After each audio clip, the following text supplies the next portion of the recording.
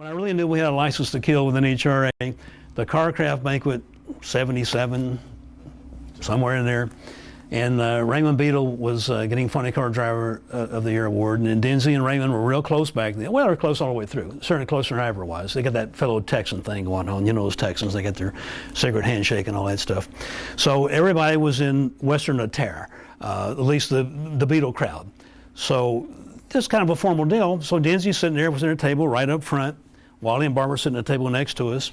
Well, Denzi's wearing his cowboy hat. So Barbara, Wally's wife, says, "Who's that jerk wearing a cowboy hat?" So Wally leans over, and it's Denzi.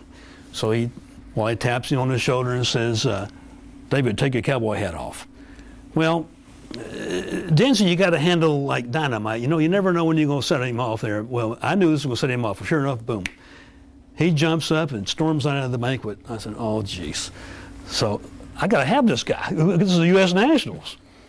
So I get up, and I'm going to go chase him in. When I do, Wally stands up and gets in front of me.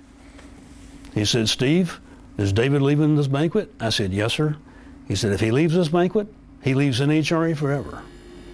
And I looked at him, and I said, "Wally, if David goes, I'm going with him." The old man teared up and said, You'll go get David and tell him he can wear his cowboy hat if he wants to." So I go outside wherever the banquet was in Indianapolis and find him walking the streets like, where's he going to go? He didn't know where he is. And I said, "Wally says you can come back in and wear your cowboy hat." Well, then I knew we had a license to steal. Well, the next day, Wally looks up Dallas Gardner and he says, "Those boys made me crawl last night."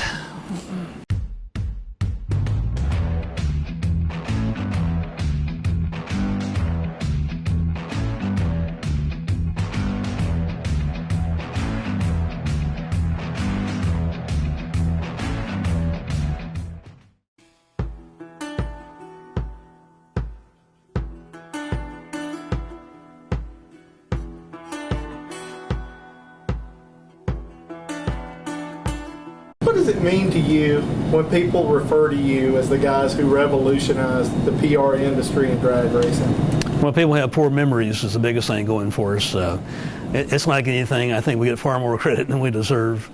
But things were different back when we were handling the press and publicity than they are now. In the semifinal, Beadle backing up, and Billy Meyer can't back up. He's got problems.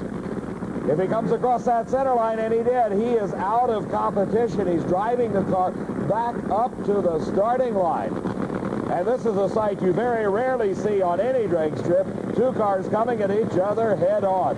The Blue Max against Billy Meyer. Meyer coming around him and passing him, heading back behind the starting line area.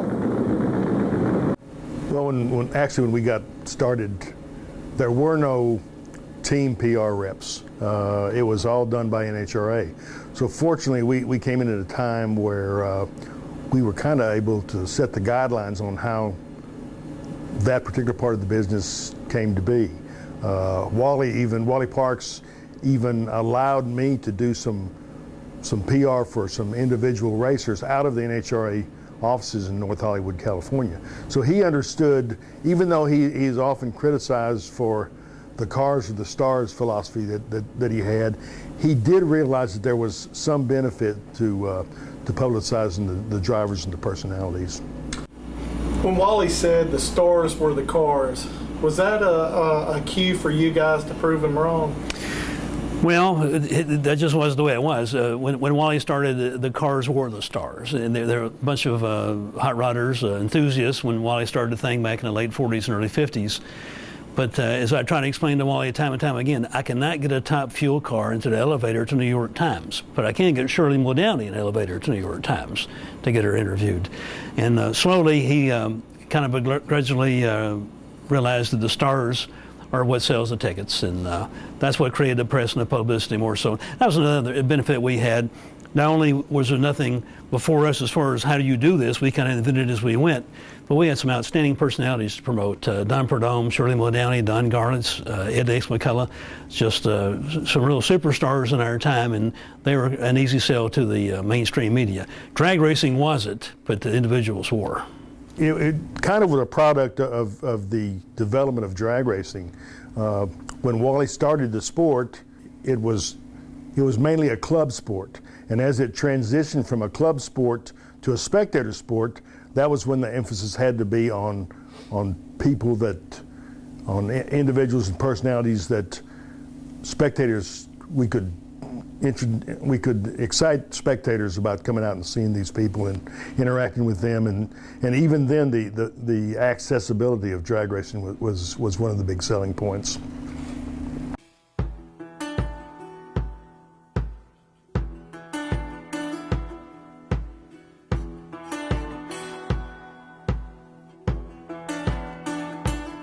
The challenge we had on selling drag racing to the mainstream media. In those days particularly, motorsports was not even on the sports pages. I remember coming to Dallas and the NASCAR results would not be in the Dallas Morning News. I remember going to Indy at U.S. Nationals, the NASCAR results were not in the Indianapolis newspaper, if you can imagine. So we had quite a headwind with promoting not only motorsports but drag racing in particular, because it was perceived as an outlaw sport, which in my mind, in David's mind, we turned that into a tool to use because that outlaw connotation, for some reason, our society likes. I think that was attributed to the Oakland Raiders, that outlaw connotation. Well, drag racers, the leather jackets and the street racers, all that stuff, kind of appealed to some folks, but it didn't to the mainstream media. The sports editors liked covering things that they knew, and they knew nothing about motorsports in general, and not a thing about drag racing. Drag racing is far out. Prudhomme's snake, Tom McEwen's mongoose. Dragdom's fastest duo goes from the drag strip to your home. I put a maximum effort on the starting line driving because it's strong, and I feel that I can drive as good as I think I can actually drive better than what she can. He's kidding himself. He learned a lot by working with me. Rate Don Garlits as a driver, starting line driver. Off and on. I've seen him exceptionally good, and then I've seen him where I couldn't believe. I thought he was really late. But, we're all guilty of that one time or another, but I would call him marginal. Because we had personalities and because they were allowed, or they weren't necessarily allowed, but they did speak their minds, everything wasn't so PC at the time. You could get great little feuds building. I mean, Tharp and Shirley, Garlits and Shirley, Garlits and Beck, Shirley and Beck. I mean, I never had to look for little rivalries that you could publicize. And Tharp's quotes were always great. He said, one of my favorites was, he said, I used to like Shirley 5 days a week and I hate her on the weekends. Now I hate her all week long. And we had personalities with the race cars. One of Tharp's wing signs that he always had on every car he had was a Saint I Ain't a Star IR, and Tharp believed that, and I think he still believes it today. So we had a lot of those kind of people who really helped us in what we were trying to do. They understood what our goal was down the road, and they were really willing to do whatever we wanted them to do to try to achieve that goal.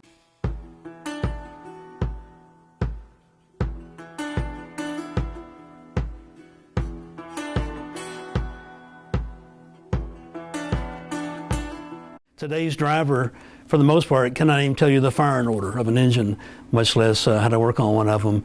They have no idea how they got where they are today, and the same thing in our sport, and that just happens. It's the same thing in all professional sports. But the thing about the stars that David was talking about and the personalities we had, they understood about the press and publicity, but believe it or not, North Hollywood did not. The first driver they ever paid to do press and publicity was Shirley Muldowney. I coerced $400 out of NHRA to pay her to come in the week before the World Finals to do a press tour in Los Angeles, the second largest media market in the world. And it was begrudgingly. In fact, Jack Hart was still alive, vice president of the NHRA at the time, and he came down to we had a little cubby hole in the basement of the NHRA headquarters and say, justify this to me, of paying a racer to do press and publicity for us. Now that I didn't understand then and still don't now. I think that some racers, there are a few racers that kind of understand that they've kind of made the transition. As far as the generational thing, I think they have no idea how drag racing got to the point it is today. It was a journey that I wonder about sometimes still, because to be where the sport is now, from where we were with it in 1975 when Steve and I started working this gig at Gainesville, Florida, just amazing.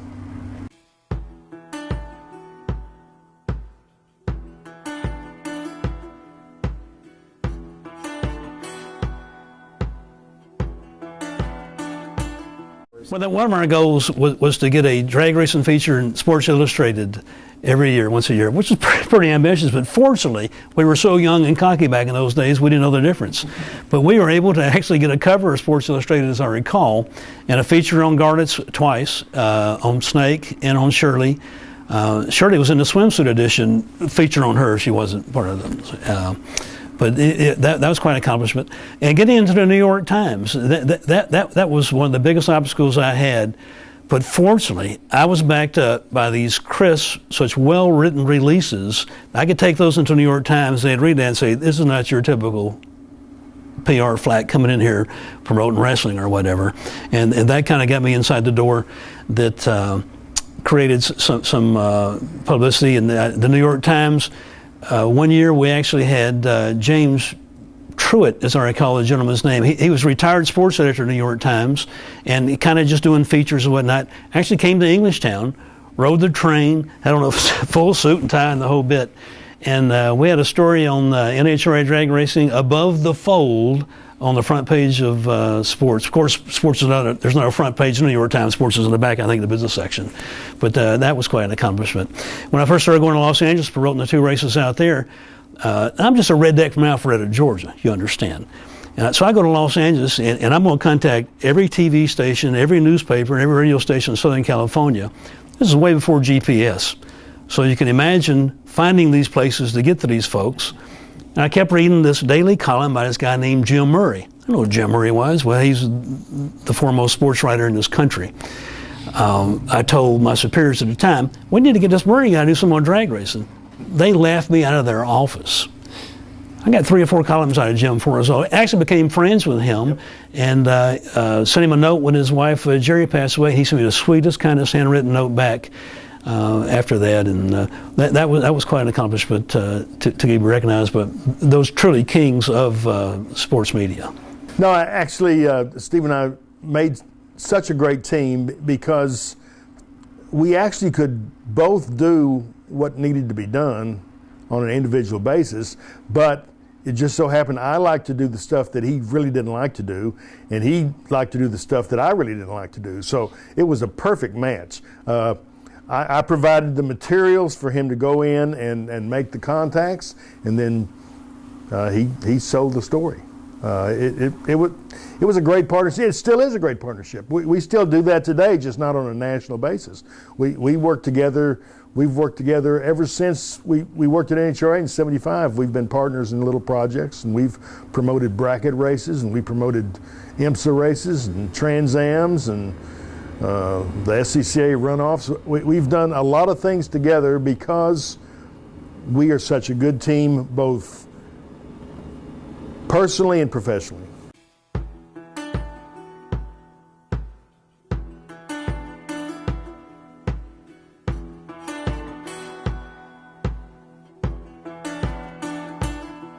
What could Earwood and Densmore have done with today's drag racing back then? Wow. It's a great question. You know, you talk about the people today not knowing where they came from, how we got where we are. I don't understand how we got where we are either. How can I pick up USA Today on Monday morning and not be results of an NHRA national event in it? You know, when USA Today first started publishing, that was one of our main targets, again, USA Today. I remember the first feature we got in, it was for the U.S. Nationals. It was a feature on Don Perdome. And I was so proud of that, and I told everybody who would listen, pick up tomorrow's USA Today, because there's going to be a feature drag race in USA Today. The night before our story was to appear, Arthur Ashe died. Well, that took up every section of every paper in the country. Not a word on drag race was in USA Today. But so we still had to battle the major league sports and whatnot. But I'm not sure I understand it today, because back when Densmore and I were doing this, through no efforts of our own, through the tolerance of Dallas Gardner and our superiors who allowed us to do what we did, when you came to a national event, you turn on the TV, you're going to be on all 3 TV stations. You pick up the 2 daily newspapers, we're going to be in the daily newspaper. You turn on the radio, you'll hear us on radio. There was no form of media that we weren't in back in those days. I think that the attitudes of across the board in sports and business today is different than we had back then. The reason that drag racing grew from a media standpoint has everything to do with Stephen's attitude about selling the sport. He was never satisfied or complacent with having done this or this or this the previous season. He always wanted to do more. So he would start making plans after we left one market. The next year, we got in this many papers and we got this and this, but I want to do this. And nationally, I'd like to get in Sports Illustrated. I'd like to get in the New York Times when we go to Englishtown. He always had targets. We always felt like we could do more.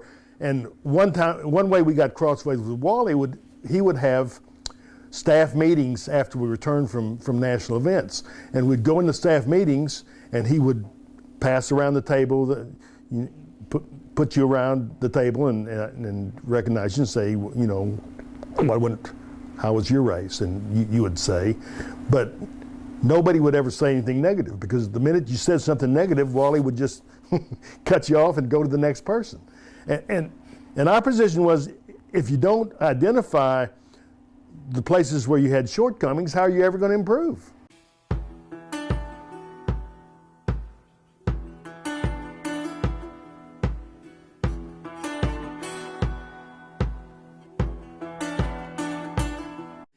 Is it true that you guys, during your time on the road and the time working together, spent half your time wondering how you got in a situation and the other half how you were going to get out of it?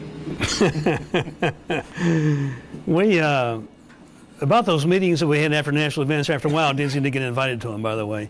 But he did point out the flaws when we were there. We had our few days, yeah. The way we got most of the press and publicity, believe it or not, was we became friends with the media.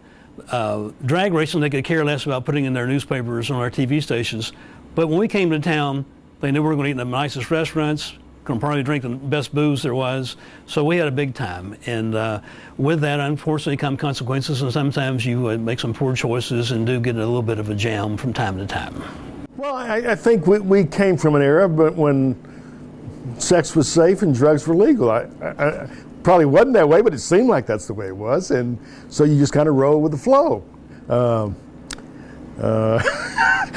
I don't know how much I can say about that, but we did have some situations.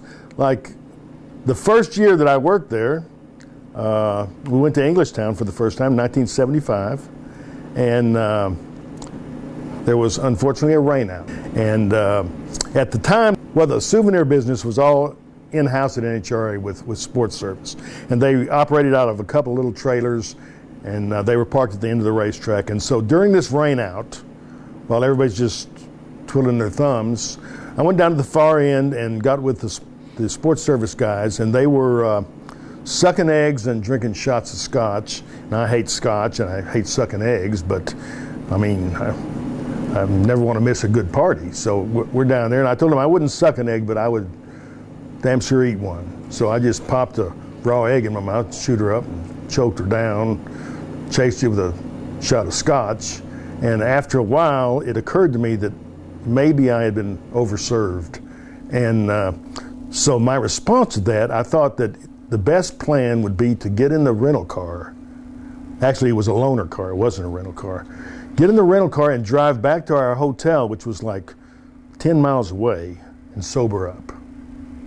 Well, I only made it about half of the 10 miles, and the road turned, and I didn't.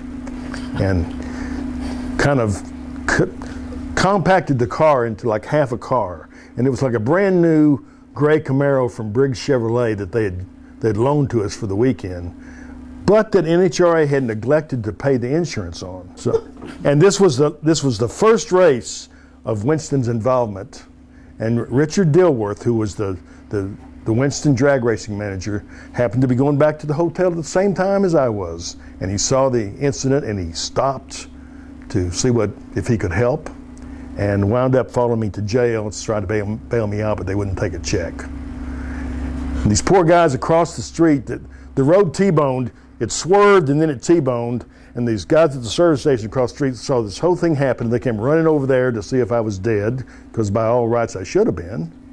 And they stuck cigarettes in every orifice, and I was just sitting there trying to be real nonchalant and was kind of leaning on the front fender of the Camaro when the Mounties came up. Somebody called the Mounties, and the guy got out of his car and put his Mountie hat on. He's walking over there, and the last thing I see is my hand slipped off the front fender as these poor guys that tried to help me going, just shaking their heads. Oh no. Handcuffs and off to jail. And the final of that story is the rain cleared. They started running the race. Dave McClellan was running the Top Fuel and Funny Car pool, and he gave up the money to bail me out of jail. They needed cash. Drove me back to the racetrack, sat me on a golf cart right by the starting line, and fed me those bread sandwiches that they serve at Englishtown, and made me listen to Top Fuel cars until I sobered up. I wrote the story. We got on a plane. We flew back to California. So. You know, that doesn't bode well when your PR guy gets thrown in jail. I didn't know if you knew that. When I was in there, I called Dave McClellan, who was my boss at the time, and I said, I just have three things to say. I'm drunk, I'm in jail, and I quit. and he wouldn't let me quit because nobody else was there to write the results. So if it had been after the race, I probably would have got fired. But since it was during the race and I still had work to do, he cut me a break. This was the best thing about working for Wadley Parks and Dallas Gardner. They gave us full freedom. That was the worst thing working for Wadley Parks and Dallas Gardner, because we realized when he got away with that one, they kind of held over his head. Every year when Densmore would go ask for a raise, Dallas had that title to that Camaro in his drawer. He'd put it on the desk and just lay it there. Would never say a word. Densmore would walk out of the door. Not me. I'd kick the door down. I got to have more money to do this. But we were so lucky we were there at the right time to generate this kind of press and publicity. And parallel with that was the economy and the popularity of drag racing, so attendance soared at national events, along with the media coverage. And fortunately, they attributed that to whatever we were doing.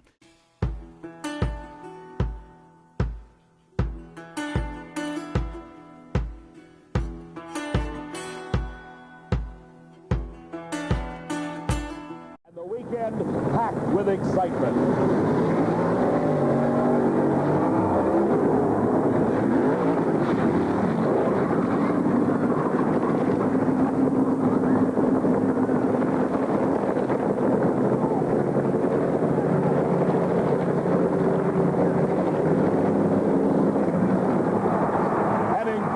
Fortunate driver Tim Gross hearing the cheers of the crowd as he walks away from the wreckage of one of the worst crashes in all of motorsport. What was the most emotional thing that you had to write about, or incident that you had at a racetrack that you just wanted to be anywhere but there?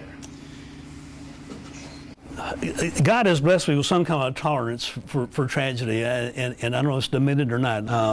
The first racing I did together, the Gator Nationals 1975, a good friend of mine, Russell Mendez, was killed in a rocket car, rocket dragster.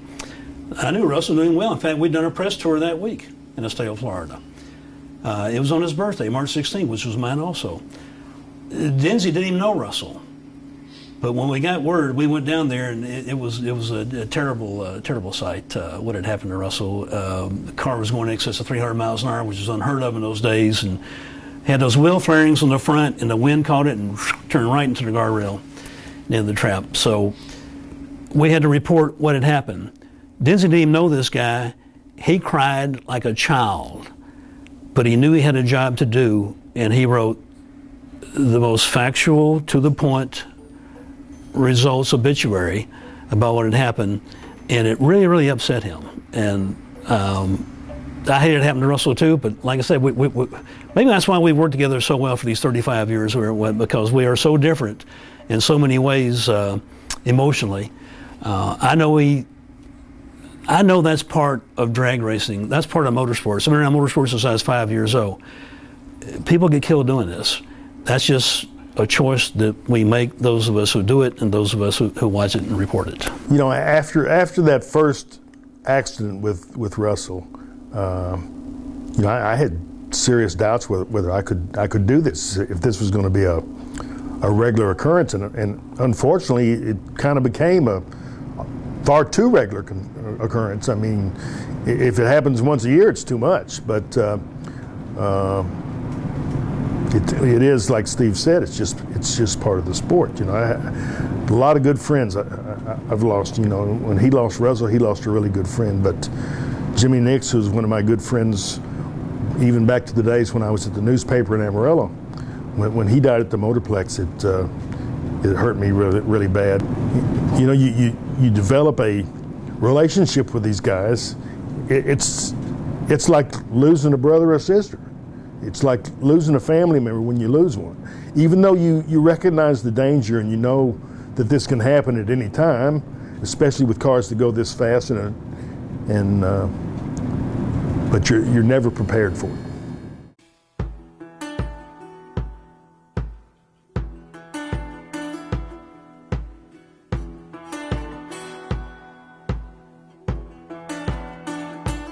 Championship drag racing from the National Hot Rod Association.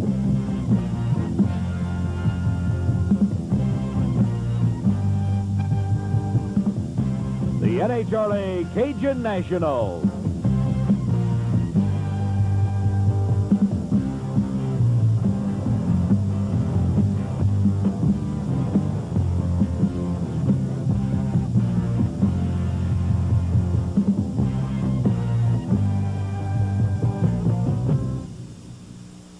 Hello, everybody. I'm Dave McClellan. And I'm Steve Evans. We're here at State Capitol Dragway in Baton Rouge, Louisiana for the 6th annual Cajun Nationals. Pro stock qualifying action took place Friday and Saturday evenings, the qualifying format of the program. The number 1 qualifier was the number 2 car in the world, the Rear End Morrison Camaro from Texas, driven by Lee Shepard, this car right here. He was followed very closely by the reigning world champion, Bob Glidden, at 8.46 seconds with his Ford Fairmont. Bob Glidden has practically dominated pro stock racing throughout this season, and as the qualifying completed, the eliminations getting set to go in the first round, we get set in pro stock eliminator. It was on your watch that the first successful drag racing boycott happened. Tell me the story of the funny car boycott at the 81 Cajun Nationals. Well, I think Denz and I differ about that being successful or not. In my mind, it was not successful. In his, it was. And actually, it was. But, yes, there was a funny car boycott. That's back in our 8-car fields at the lower tier national events, Cajun Nationals being one of them. And Raymond Beadle probably drove it more than anybody else. Benny Meyer ended up doing most of the negotiations, as I recall, with Dallas Gardner, that there'd be no funny cars at the Cajun Nationals. Of course, I did my usual spiel. I go in 3 weeks in advance and generate all the press and publicity and do wonders for the economy of the state of Louisiana and their bars and restaurants with dining the media. And so, yeah, it looks like there's going to be a boycott of the Cajun Nationals for the funny cars. So Dallas Gardner and his lieutenants get to town like on Tuesday or Wednesday, and we have this meeting before the press conference, as I recall, Denz. Mm-hmm. And Dallas wants us to go to a printer's shop and have Denzi write a letter to the Spectator and print 10,000 copies that there is rumor there may be no funny cars at the whatever annual Cajun Nationals. However, we have Shirley Muldowney and Bob Glidden and Top Fuel Dragsters and Pro Stocks and Modified Eliminator and blah, blah, blah, blah. So Denz and I look at each other. And, you know, Denswood is what we call our company. Densmore, Earwood, get it? Denswood. So the Denswood philosophy in life is we have a stinking foot theory, we call it.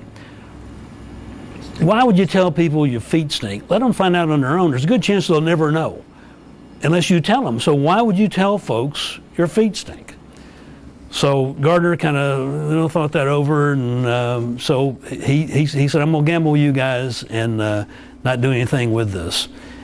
We were at dinner Thursday night before the race, and the sports editor was Butch Muir, who was sports editor of the afternoon paper, I believe. Anyway, one of the sports editors calls us, and he got in this very poorly written release about a funny car boycott. So we look at each other and finish our drinks and say, let's go see the sports editor. So we go to the Baton Rouge Advocate around there, downtown Baton Rouge. He shows us this very poorly written release with misspelled words, and that's some disgruntled spectator or disgruntled crewman or something. I'd ignore that. And Denzi chimes in, of course we got funny cars. And we got Vern Motes, and we got Frank Cook, some of the best alcohol funny cars in the country. Fine. So not a word of it showed up anywhere in the media. We have the race, and 2 spectators come to the tower, 2 truck drivers. And they look around and say, where's the Blue Max? They decided to sit this one out. Okay. There was the only spectators who even noticed there were no Nitro funny cars there. So in my mind, the funny car boycott was not success. In my mind, if they want to make an impact, they would have boycotted the Winter Nationals, the U.S. Nationals, the Gator Nationals, or Englishtown Summer Nationals. But Beetle, being as smart as he is, he knew that would hurt them by not being at those races, so he chose the weakest sister, the Cajun Nationals, to sit out. And that got NHRA's attention. As a result, they did get an increase in purses, as I recall. Yes, they did. And actually, I guess the real answer to that is it was a success for the racers, and it was a success for NHRA, because the racers ultimately got a bump in the purse, and NHRA didn't lose any prestige, any impact, any crowd, because the funny cars boycotted. So it's a win-win. The following year at the press conference for the Cajun Nationals, that was brought up about the funny car boycott. This is a year after. Of course, we got funny cars that year, they're back. Moose's wife at the time, Sandra, had this beautiful diamond pennant, and Moose said, yeah, she's wearing the funny car purse from last year right now.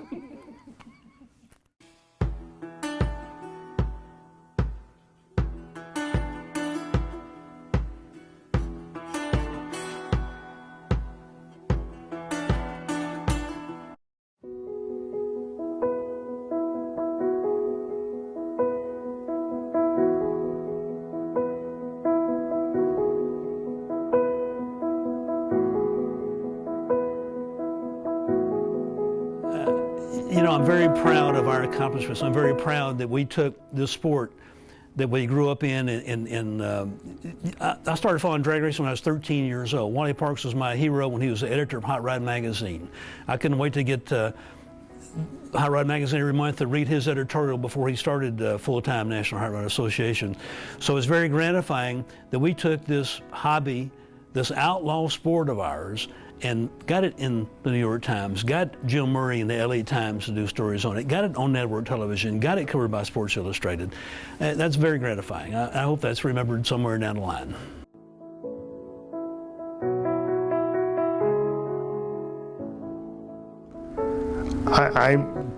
I'm thankful that we got together in that era and had the challenges that we had and were able to address them like we did. It was very gratifying from a personal standpoint.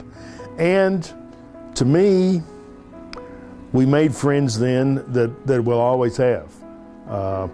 And that's the thing, I think that's the legacy that I'm most appreciative of, is we have friends in the media, and we have racer friends, and we have track operator friends that we met while we were doing our job in the 70s and 80s that are still our friends. And we can all get together and have a beverage and talk about the old days and enjoy it together.